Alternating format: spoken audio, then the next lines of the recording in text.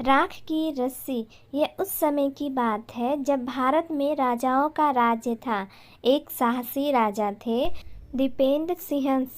उनकी महारानी शोभना भी बहुत बुद्धिमान थी। राजा दीपेंद्र ने अपने दरबार में सोच समझकर ऐसे दरबारी नियुक्त किए थे जो राजा को सही परामर्श दे सके। विशेष रूप से उनके मंत्री विक्रम सिंह। उनकी बुद्धि पर तो राजा को बेहद विश्वास था। किसी भी मुसीबत के समय विक्रम सिंह घबराते नहीं थे, बल्कि समझदारी से मुश्किलों का हल निकाल लेते थे। एक बार राजा दीपेंद्र अपने पड़ोसी राज्य में गए। वहाँ के राजा दीपेंद्र के मित्र थे। राजा दीपेंद्र कई दिनों तक अपने राज्य में वापस नहीं आए। सभी लोग को चिंता होने लगी। तब 10 दिनों के बाद विक्रम सिंह को एक संदेश मिला।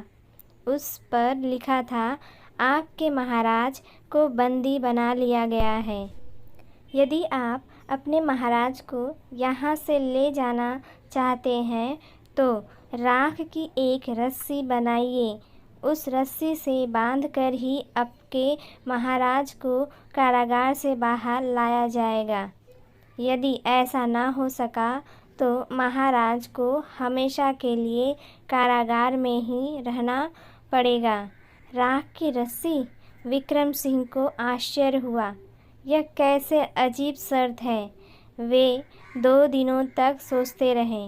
आखिर उनकी बुद्धि ने एक उपाय सोच ही लिया और वे पड़ोसी राज्य में पहुंच गए। पड़ोसी राज्य के दरबार में पहुंचकर विक्रम सिंह ने कहा, राख की रस्सी बनाने के लिए मैं तैयार हूँ, लेकिन उसका उपयोग कैसे करना है यह आपको तय करना होगा। ठीक है, आप पहले राख की रस्सी बनाइए तो सही, वहाँ के महाराज बोले। तब विक्रम सिंह ने कुछ चीज़ों की मांग की। ये चीज़ें थी थोड़ा सा जूट, दिया, सलाई और एक ऐसा कमरा जिसमें कोई खिड़की या हवा आने का कोई रास्ता न हो। जूट और दिया सलाई लेकर विक्रम सिंह कमरे में चले गए और दरवाज़ा अंदर से बंद कर लिया। 3-4 घंटे के बाद वे बाहर आए। उन्होंने वहाँ के राजा से कहा, महाराज रस्सी तैयार है। राजा उत्सुकता से अंदर गए तो दरैम्बा जमीन पर एक लंबी राख की रस्सी रखी थी। उन्होंने ध्यान से देखा तो समझ में आ गया कि यह रस्सी कैसे बनाई गई थी।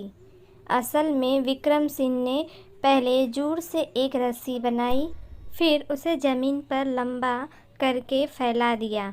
अंत में उन्होंने रस्सी के एक सिरे पर आग लगा दी। धीरे धीरे रस्सी को जलती हुई आग आगे बढ़ी। जहाँ जहाँ जूट जलता जाता था वहाँ जूट की जगह उसकी राख बनती जाती थी, लेकिन रस्सी को काफ़ी मजबूती से बुना गया था, इसीलिए उसकी राख उसी आकार में रुकी हुई थी। इस तरह जब पूरी रस्सी जल गई तब भी उसका आकार वैसा ही बना रहा। विक्रम सिंह बोले, महाराज रस्सी तैयार है। अब आप अपने सैनिकों से कहें कि इस रस्सी को लपेटें और महाराज को बाहर ले आए। राजा विक्रम सिंह को बुद्धिमानी देखकर महाराज बहुत प्रसन्न हुए। तभी महाराज दीपेंद्र उस कक्ष में आए और बोले, इसीलिए आपने एक हवा रहित कक्ष मांगा था, जिससे कि हवा से रस्सी का आकार न बिगड़े। वाह विक्रम सिंह, आप सचमुच बुद्धिमान हैं। हम तो बस यूं ही आपकी परीक्षा ले रहे थे। आपने एक बार फिर अपनी बुद्धिमानी सिद्ध कर दी।